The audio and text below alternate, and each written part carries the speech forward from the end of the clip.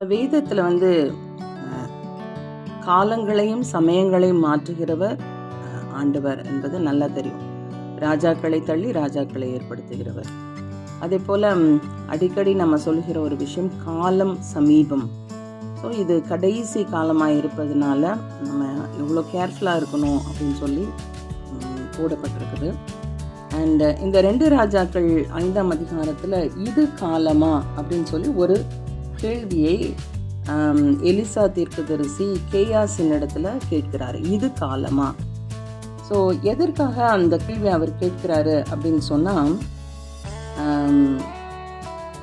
பணத்தை வாங்குகிறதற்கும் வஸ்திரங்களையும் ஒலிவத் தோப்புகளையும் திராட்சை தோட்டங்களையும் ஆடு மாடுகளையும் வேலைக்காரிகளையும் வாங்குகிறதற்கும் இது காலமா அப்படின்னு கேள்வி கேட்கிறாரு. இது காலமா?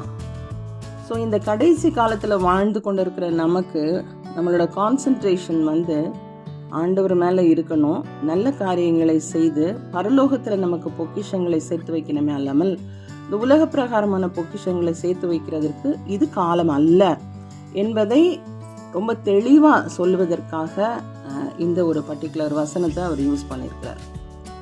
நிறைய மனிதர்கள் இந்த உலகத்தில் பொன் பொருள் பணத்தின் பின்னாடி ஓடிக்கொண்டிருக்கிறாங்க. அவங்களுக்கு வேற கான்சன்ட்ரேஷன் இல்லை. அவங்களோட கான்சன்ட்ரேஷன் எல்லாம் எதில் இருக்குதுன்னு சொன்னால், பொன் எப்படி சேர்க்கிறது, பொருள் எப்படி சேர்க்கிறது. போதும் என்கிற மனதுடனே கூடிய தெய்வ பக்தியே மிகுந்த ஆதாயம். ஐஸ்வர்யவான்களாக விரும்புகிறவர்கள் சோதனையிலும் கண்ணியிலும் மனுஷரை கேட்டிலும் அழிவிலும் அமிழ்த்துகிற மதிகேடும் சேதமுமான பலவித இச்சைகளிலும் விழுகிறார்கள்.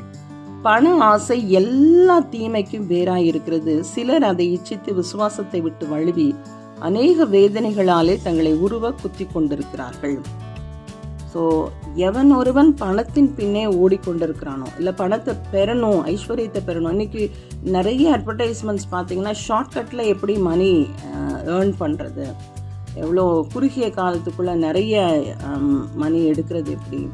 ஸோ பணத்தின் பின்னே ஒரு மனுஷன் ஓட ஆரம்பித்தால் அது அவனுடைய வாழ்க்கையை சீரழித்துவிடும். ஆனால் வசனம் சொல்லுது, நீயோ தேவனுடைய மனுஷனை இவைகளை விட்டு ஓடி நீதியையும் தேவ பக்தியையும் விசுவாசத்தையும் அன்பையும் பொறுமையையும் சாந்த குணத்தையும் அடையும்படி நாடு. ஸோ நம்ம எதை நாடணுமா? நீதி, தேவ பக்தி, விசுவாசம், அன்பு, பொறுமை, சாந்த குணம், இவைகளை அடையும்படி நம்ம நாடும் பொழுது எல்லா விதமான ஆசீர்வாதங்களையும் தேவன் நமக்கு கொடுக்க வல்ல தேவனாக இருக்கிறார். இதை நம்மளால் 2 நாளாகமத்தில் பார்க்க முடியும். 2 நாளாகமத்தில் நம்மளுடைய கிங் சாலமனுடைய லைஃப்பை பார்க்கும் பொழுது அவர் தேவனுடைய அன்பில் நிலைத்திருந்தார். அப்போ என்ன நடந்தது? பொன்னும் பொருளும் அவரை தேடி வந்தது. சேபாவின் பொன் அவருக்கு கொடுக்கப்பட்டது. சேபாவின் ராஜா ஸ்திரீ அவரை தேடி பொன்னும் வெள்ளியும் கொடுத்தாங்க. அரேபிய ராஜாக்கள் நிறைய பேர் அவருக்கு தேடி பொன்னும் வெள்ளியும் கொடுத்தாங்க. தேவனுடைய பிள்ளைகளுக்கு பொன் வெள்ளி தேடி வரும். இவங்க அதை தேடி ஓடணும்னு அவசியமே கிடையாது. ஆனால் நம்ம எதை தேடி ஓடணுமா? இந்த தேவனுடைய பக்தியில் நம்ம நிலைத்திருக்கணும். விசுவாசத்தின் நல்ல போராட்டத்தை போராடு, நித்திய ஜீவனை பற்றிக்கொள், அதற்காகவே நீ அழைக்கப்பட்டாய், அநேக சாட்சிகளுக்கு முன்பாக நல்ல அறிக்கை பண்ணுகிறவருமாய் இருக்கிறாய். ஸோ கேயாசியுடைய வாழ்க்கையில் நம்ம பார்க்குறோம், நாகமான் என்கிற ஒரு மனுஷன், அவன் தேவனுடைய மனுஷனை தேடி வர்றாரு, சொஸ்தமாகணும். ஏன்னா அவர் குஷ்டரோகியாக இருக்காரு, சொஸ்தமாகணுங்கிறதுக்காக. ஸோ வரும்பொழுது அவர் நிறைய பொன் வெள்ளி கொண்டு வராரு. ஆனால் எலிசா தீர்க்கதரிசி அதை எதையுமே பெற்றுக்கொள்ளலை. பட் அதுக்கு பதிலாக அவர் என்ன சொல்கிறாருன்னா, நீ போய்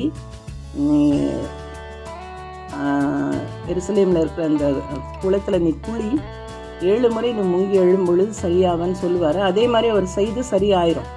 உடனே அவர் காணிக்கைகளை கொடுக்கும் பொழுது இவர் அந்த காணிக்கைகளை அங்கீகரிக்கவில்லை. அதற்கு பதிலாக சொல்லுவார், இல்லை நீ போ. ஆனால் கேயாசி என்ன பண்ணுவான்? ரொம்ப பெரிய ஆசை பிடிச்சி, பணத்தாசை பிடிச்சி பின்னாடியே ஓடி அவர்கிட்ட இருந்து வெள்ளி கொஞ்சம் வாங்கியிருப்பார்.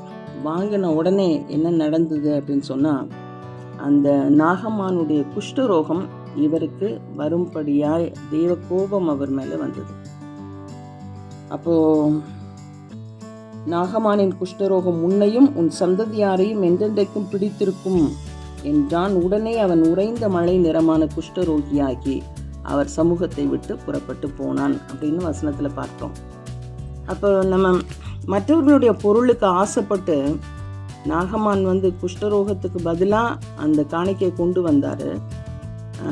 ஆனால் அந்த கேயாசி அந்த காணிக்கையின் மேலே ஆசைப்பட்டு அந்த பணத்தை வாங்கினதுனால, அந்த வெள்ளியை வாங்கினதுனால என்ன நடக்குது? அந்த குஷ்டரோகம், அவனுடைய பரந்தரை பிடித்திருந்த குஷ்டரோகம் இவனுக்கு வந்தது. அப்போ இன்னைக்கு நம்ம கற்றுக்கொள்கிற நல்ல பாடம் என்னன்னு சொன்னால், பணத்தின் பின்னாடியும் பொருளின் பின்னாடியும் ஒரு நாளும் நம்ம ஆசைப்பட்டு ஓடவே கூடாது.